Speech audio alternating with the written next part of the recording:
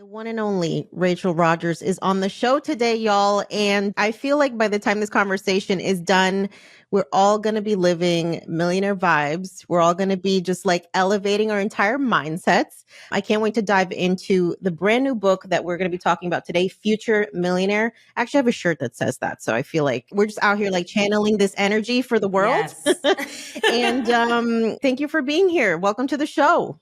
Thank you for having me. I'm excited. Absolutely. So I am a big fan. I have been following your journey since back during the pandemic, got a copy of your book, We Should All Be Millionaires. And for me, the thing that stands out about you is that you are just very unapologetic about giving us permission to like level up, not only with our mindsets, but also with our money, because ain't nobody got time. Like 6 figures doesn't fucking do it anymore, y'all. I don't know if anybody told you, but life is lifing and the world is expensive. And it really does feel like that ceiling that we thought was the key to happiness and eliminating stress is not it. The target keeps moving. And so now we actually have to really start thinking like millionaires. And so I'd love for us to start off with kind of when did you come to that conclusion? I was making 6 figures and was like, yeah, once I pay for daycare for 2 kids, plus my mortgage, I have no money. And I was making $500,000 in my business. I had a small team, so I had to make payroll. And like what was left was like $150,000 for me. And that was supporting my whole family. My husband stayed at home because that's just what we needed at the time. You know, it was a struggle. And like he was doing everything around the house, taking care of these 2 kids. One of them was in daycare. And then we were like, okay, let's put the other one in. And it's like, we can't afford it. And I remember there was a defining moment when I put my kids in a different like daycare preschool. When they got a little bit older, they were like toddlers. And I was like, this is cheaper, but it's still nice. It's close to our neighborhood, blah, blah, blah. It's more diverse, all of these check boxes. And I remember the first week, every day, I'd come to pick them up and one of them would be on a computer at 2 years old. Why are you on a computer? What is happening? And then the other one, my son, the little one, he like just barely could walk, right? He would be running for the door. Like the moment he saw me, he was like trying to flee, like he was running from the cops. You know what I mean? There's something going on over there. I was like, this ain't working. So like literally it's day 4 and I'm like, no, my mother intuition is like, get them out of here. And so the only daycare that was available was what I call like the Harvard daycare. Yeah. We're talking to you, Montessori. Like I'm telling you, go in there and you're like, wow, you feel like you're at Harvard, but it has a price tag to match. Right. Mm-hmm. And so I was like, I really can't afford this, but I'm going to figure it out. And so I put them right in that school.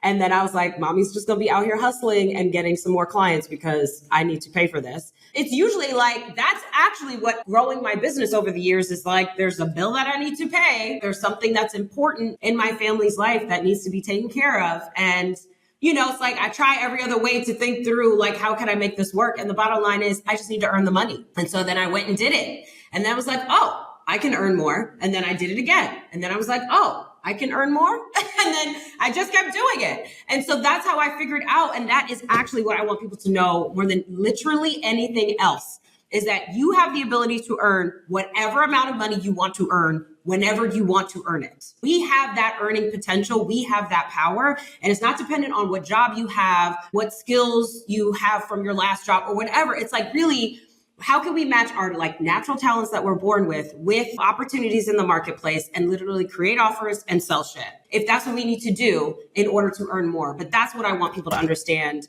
And it's something that I feel like in personal finance as a whole, like the broader picture, is not talked about enough. Earning more, right? Not just like, of course, we need to know how to manage our money, how to invest it, all of the things that we should do with that. I cover some of that in this book as well. But we also need to know that we have earning potential and that how do we capitalize on that? How do we earn more? Because at the end, you know, I know, you know, we've all been there where we come from a background where it's like, oh, all you need to do is like start investing. And it's like, with what? Right. With what? I can't even pay my rent, right? Like, so for those people, I'm like, I have compassion for them because that was me, you know? And so I'm like, don't tell me step 7, take me back to step -5, right? Like that's where I'm at. That's my starting line. So what do I do from there? That's who I speak to in my books because that's who I was. Absolutely. And you're absolutely right when it comes to the conversation around personal finance, especially for women. It's like cut back, redo Coupons. your budget, make sure you're not buying the $7 lattes. And I'm just like, if a $7 latte is the difference between me owning a fucking house and not, we're going to have to figure something else out because this can't be the solution. Right. Okay. That can't be it. To deprive yourself of everything that you love, right? Right. And you don't see the same amount of information like being thrown at men. The men, it's like, go start a business, go earn more, go be the provider, blah, blah, blah. But as I talk to more and more women that are in the world of entrepreneurship, I'm finding that it's a lot more common for, first of all, a lot of us are the breadwinners. Increasing number of us have stay home baby daddies. Okay. Because it's just like we are learning a skill that is very fucking useful in order for us to really give our families the financial freedom that maybe we did not see modeled growing up. And we're kind of rewriting the system, y'all. So I love what you're doing because it is such a unique perspective that needs to be more emphasized, especially for women, because at the end of the day, there's only so much you can cut out of your budget. There's only so many coupon codes you can download off of Rakuten, okay? But the amount of money that you can earn is theoretically limitless. And I actually talked about this on my Threads platform the other day. I said, we need to start understanding the difference between like an employee mindset and an entrepreneurship mindset. And for me, the biggest difference is effort versus value. Employees think that just by working harder, working more, you're going to earn more. Whereas entrepreneurs understand that you earn more as you create more value. And so when you make that shift, that's when you realize, oh shit, I don't have to be out here tolerating $20 an hour. I can make $20,000 in a couple of days if I really want to. Correct. Yes, that is such an important distinction. I love how you said that. I agree. And I talk about having an entrepreneur's mindset, but you really like distilled it down even more to how can I create value? Even if you are, and that's part of what I talk about in this book. There's a whole chapter about how to approach your career to get more out of it financially and to be able to earn more even as an employee. And that's such an important piece. And that's part of what I'm talking about in this book is like, how can you create substantial value for your employer? That when you approach them for a raise, it is not even a question. And in fact, they're approaching you for a raise before you even have to ask. That's at Hello 7. Our goal is that our employees never ask us for a raise, that we provide a raise to anyone who is deserving before they even think about it, right? Where they're like, oh, look at you recognizing my work, right? Like before they even got to that place where they feel like, oh, I'm giving more than I'm receiving. That's what I want to have. And that's what you have when you have A players. Like somebody who is invaluable on my team, I don't want to see them walk out the door. I'm like, to go where? Where are you going? For what? Let's talk. Come to my office. You know what I mean? Come to my remote virtual office. Absolutely. But yes, it's about value creation and then getting paid for that value creation rather than for minutes and hours. Absolutely. Okay, so I love that we are setting up the next generation with this book to really understand that like the struggle is not the only option, y'all, especially if that's what you saw growing up. I'm curious for you, what's that story, your money story that influenced you and made you realize that we need to be setting up our future generations for success way earlier than maybe we got the information? Yeah, I actually think it's interesting that Gen Z right now is experiencing what I experienced, right? And it wasn't sort of generational thing for me. It was like a poor kid thing. Like I was growing up in a low income environment. And that's why I had these struggles. But now we have an entire generation having these struggles because of inflation and student loans. And because wages have not kept up, right? Housing and the cost of it, all of these things have made it so that 2/3 of adults up to the age of 43 are not able to support themselves without some help from their parents. I'm 43. And I'm just like, what? Do you know how long it's been since I've asked my mother for? In fact, I pay for her life. Right? It's the other way around. Okay. That transition happens and like, we don't even realize it. It's like, oh shit. Wow. Okay. So not only am I responsible for myself now, but my entire fucking family. Great. Yes. That's what happens, especially for women of color, right? And that's why it's so critical that we earn more. But yes, that is what's happening for Gen Z. And it's something that I experienced as well. So what does this mean? It means that, especially as moms, if you have a teenager, if you got college students or soon to be one or the other, they are not leaving your house. This is the trend. that you're never getting that podcast studio. You're never getting that knitting room or whatever the hell plans you, if you wanted to turn it into a theater room, like we all got plans for their bedrooms. Okay. When they leave, but they don't leave and they stay forever. Then they bring their significant others and you're like, why is it multiplying? Y'all supposed to be leaving and you're bringing more folks here. I don't understand. They need a new plan that's going to work for them because the plan of go to college, get a good job, buy a house, it's not realistic anymore. So what is the new plan that actually will work for them? And that's what I'm laying out in this book. And that's why I wrote it. And this is exactly the book that I needed when I was a kid. So I'm glad to have, like, a client of mine was telling me, I gave her an advanced copy of the book a couple of weeks ago at our retreat. She's a 15-year-old. So she handed the book to the 15-year-old and she was like, I wasn't sure how into it she was going to be totally honest. This kid has gotten a new journal. She's like doing all of the exercises from the book every day. She like has her notebook that's just for her future millionaire exercises that are in here. And she's like so into it. And she's like, Mommy, Miss Rachel said that what I need to do is XYZ, but you need to help me with this part since I'm not 18 yet. You know, she's like, listen, getting her mother on board. And what happened for me when she told me that is like, I was picturing 15-year-old me. And 15-year-old me who was like asking every adult who will listen or the kids of people who had more money, what do your parents do? And they'd be like consulting. And I'd be like, note to self, figure out what consulting is, you know, at like 14, 15, because I'm trying to understand why do they have money and we don't have money? And I see my parents work just as hard as I'm seeing other parents work. So like, what is the difference? And I was trying to crack that code.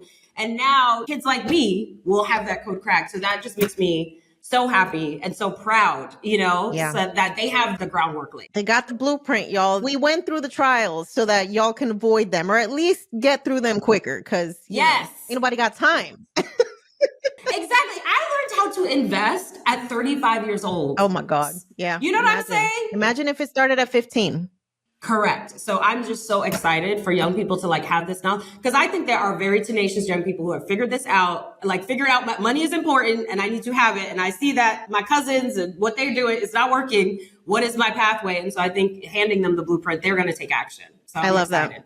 Okay. So I want to touch on something that you mentioned where like folks are questioning kind of the system that we've been told is the key to success, you know, go to college, do the whole thing. What is your thoughts on like, is college still a viable option for people? Like, does it make financial sense, you know, with things like AI and the gig economy and like all the things that have developed since we were kids and kind of, we didn't have any other option? One thing that really has struck me, especially as I start researching like schooling and education for my daughter, is realizing like the history of how our school system has been set up and understanding that like it was structured in order to train people to be employees. And it's like, you know, everything down to like the classroom changing because of the ring of the bell and memorization versus innovation. Like there's a lot of shit, y'all, that has been indoctrinated into us as like the key to success, but it's actually been built to serve our capitalist system. And once you get out of the matrix, you're like, oh my God, what are we doing? So what are your thoughts on that? Yes, 100%. I don't think that college should be as like, it's not compulsory the way that it used to be. That's how I feel. And I think that you got to approach this intentionally like anything else. Like if we're going to go to college, why? What are we getting out of it? What is the purpose of it? I was on a podcast yesterday with a pediatrician. She's like in her late 60s. And she was telling me, she's like, do you know how much I paid for medical school? I'm like, tell me. And I was like, wait, don't tell me because I'm not even ready. She said it was $3,000 a year. That's not even like one credit for a semester in college right now. Not one. And she said that her and her classmates, they would work over the summer and they would make that $3,000 over the summer. So none of them graduated with student loans because they would just like cover their costs over working over the summer. And I was just like, wow, it just put into perspective how outrageous college has become with what we're charging for this. So I think it's about being strategic and intentional. And I feel like there's two valuable things that you can get out of college. And I think that should be the approach. So the first one is marketable skills, right? What marketable skills can you acquire in college, right? So it's not like studying 18th century English literature. Like, listen, I loved lit, I loved English, I loved writing as a kid and in college. But there's got to be a plan, right? Like what marketable skill can you leave with? So one of the stories that I tell is about a young lady that I met that she used to be the photographer for my family. She took all of her family photos. And so she at 19 bought her own home, because her plan was she was going to go to community college. She went to community college for 2 years. She took a photography program. She learned how to become a photographer. And then she created her own family photography business and did weddings and all kinds of stuff, was making 6 figures at 19 and bought her own house. You know what I mean? I love to hear it. Yes. And now she rents it out and travels the world and still is running her. Now she's doing brand photography for businesses. So she's kind of making more now. So that's one of the stories so it's like, how can we be intentional and leave with like, okay, study architecture, learn how to draft plans, because when you leave, you can be like, who needs plans drafted? I can sell that. Even, I went to law school. When I left law school, I graduated in the middle of the recession, but I knew how to practice law. So I was able to just start my own law practice, right? That's what I did. I'm like, I can practice law. I don't need anybody else's permission. I have the state's permission, basically. So I'm just going to set up my own practice. And that's how I made my money, because there was not a lot of jobs available, not good ones anyway. And so I want us to like be intentional about, I'm going to leave this place with a skill I can sell, whether it's sales or copywriting or something that is marketable that you can make your initial money with. Because the plan is like, you need the job because the job is basically your investor into your future and your future wealth. So that's how you get the first job, because we're obviously not coming from family money. You know what I mean? So the initial seed funds have to come from somewhere. So get a marketable skill in school or otherwise, and then be able to sell that skill when you graduate. And then there's a part 2. So one is marketable skills. The other thing I think college is valuable for is networking. So using that to build those friendships, those relationships, where that's where you hear about jobs. Most of the jobs that are available are not going to be posted online. Like they're just shared with people who are in your referral network. So networking is so important. I did not have a single professional network when I graduated. And so getting that actively, right? Like when I graduated college, because I wasn't intentional about it, I didn't do any work towards that. But when I approached law school, I left there with friends, people to call, mentors, and all of that helped me as I started my law practice. And so I think making sure that if I'm going to go to college, I'm leaving with a marketable skill I can sell to an employer or on my own, and then I'm leaving with a network. Yeah, I love that, especially the network piece, because I think about my own experience, and I literally graduated college with a job because my roommate was working at a company and she said, hey, they're opening up a position at my department. And I applied, and that was the first job. Graduating out of school with a job that's paying you $50,000, I was like, that's pretty sweet. So it's as simple as that, right? Like literally your roommate, right? So those friendships, it becomes so organic. So we really need that. It is such an important part of wealth building. Mm-hmm. I think it's also important to have conversations with your kids around what's the earning potential for this career, right? Because it's not just about like what you like to do. I think it's important to give your kids permission to make a decision now that doesn't necessarily have to define the rest of their life too. Because you think about like being 18 years old and having to pick what you want to do for the rest of your life. That's crazy. Like that is batshit crazy when we really think about that. And then how much we're going to evolve as humans and what we're going to be exposed to and ideas. And, it's just like, fine, you like doing this now. How much is it going to pay you? And do you see yourself doing this for a while? Or do you want this to be a stepping stone into like a future different career? I think we just need to give our kids permission to like think longer term versus, well, what do you like to do? And do they have a degree for that? Okay, cool. No. How much money are you going to fucking pay for, this degree versus how much are you going to earn? Because for me, if you're going to spend $100,000 on a college degree and your cap is $40,000 a year, the math isn't mathing, y'all. I agree. And I think being strategic about it, because that's the old version, right? That's the old American dream of like, I'm going to study this thing. I'm going to do this forever. That's not real anymore. So instead, how can I approach this? I'm going to gain marketable skills that I can get some initial job with and start making some money with. And then from there, get into what I really want to be doing. Because I actually think that if your wealth is good, the way you earn money is connected to something that you feel naturally passionate about, you're naturally talented at, you're going to make money a lot faster than doing something that it requires a ton of discipline to show up every day. I think we over rely on discipline and under rely on our natural creativity, ideas, skills that we were just born with, that we have an affinity to, and that we double down on what we're great at. That's where you have the ability to just increase your earning potential because you become world class at that thing. But I think sometimes we're like, I'm just going to do this thing over here because it's hot right now. I'm going to do AI, even though I have zero interest in technology or whatever. And then it's just like, I want to kill myself every day at work. You're not going to be the star player at work. You're not going to get the raises and all of that, right? Because you're doing something you absolutely hate. Yeah. So I do want us to get to a place where we're doing things that we actually enjoy. Mm-hmm. Absolutely. And money helps you do that, y'all. Money gives you options. Correct.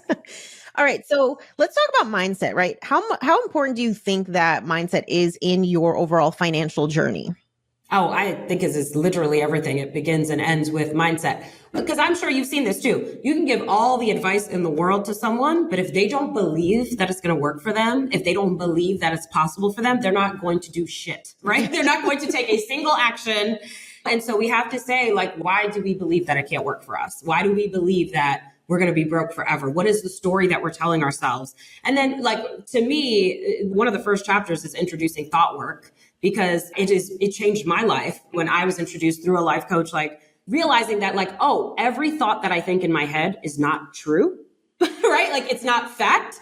Right. It's not. But I never even thought about that. And I went to law school. Like, we study evidence.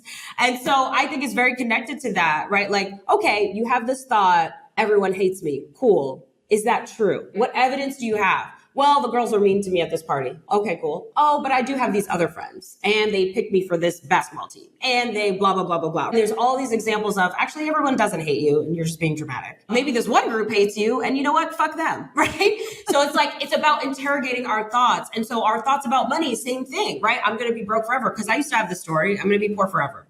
And so I would make decisions that would get me right back to being broke, because it was like I was thinking it and then I would just act on those thoughts and not even realizing that that's what I was doing. I was creating this cycle of just saying, I'm going to be broke forever. So YOLO, let me just put it on a credit card. Right. Yeah. And then it just sends me back to being broke again. Yeah. And I don't even realize it's because the reason why I need the YOLO moment is because I'm depressed about my future, because I'm telling myself this sad bullshit story that does not have to be true. So I think it starts with, let's tell ourselves, what we're telling ourselves, we are making up regardless, right? So if I say, you know what, my company is going to be a 9-figure company. Hello Stuff is going to be a 9-figure company. I'm making that shit up. I don't fucking know what's going to happen in the future. You don't know. None of us do, right? Or I could say, I'm going to wind up in bankruptcy. Like, I'm going to go bankrupt one day. So like, they're both made up stories is my point. And so if you're going to make up a story, make up a helpful one. So if I say, oh, I'm going to go bankrupt, then I'm sad, then I feel depressed. It's not giving me energy. It's making me feel scared. It's making me feel scarce. Maybe I'm scared to reinvest in my business in the way that would actually get me to where I'm trying to go, right? Versus if I say, we're going to be a 9-figure business, let's go. The energy is like, yo, let's go, right? You're hyped, you're excited, you feel expansive. You're like, what decisions can I make that can get us there? You're thinking completely differently. So think helpful thoughts, right? Tell yourself useful stories, tell yourself $1 million story, because that's how you're going to get yourself to do the things and to even be thinking in a way that's going to get you there, right? Yeah. And so embrace the Delulu. Yes, you have to believe. Yes, exactly. And I'm like, listen, people have been calling me crazy my whole life. I'm like, crazy and rich. Crazy works, apparently. You should try it.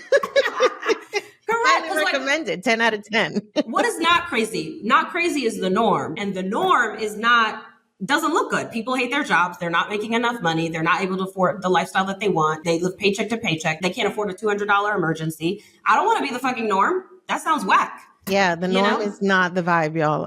Why am I working towards that?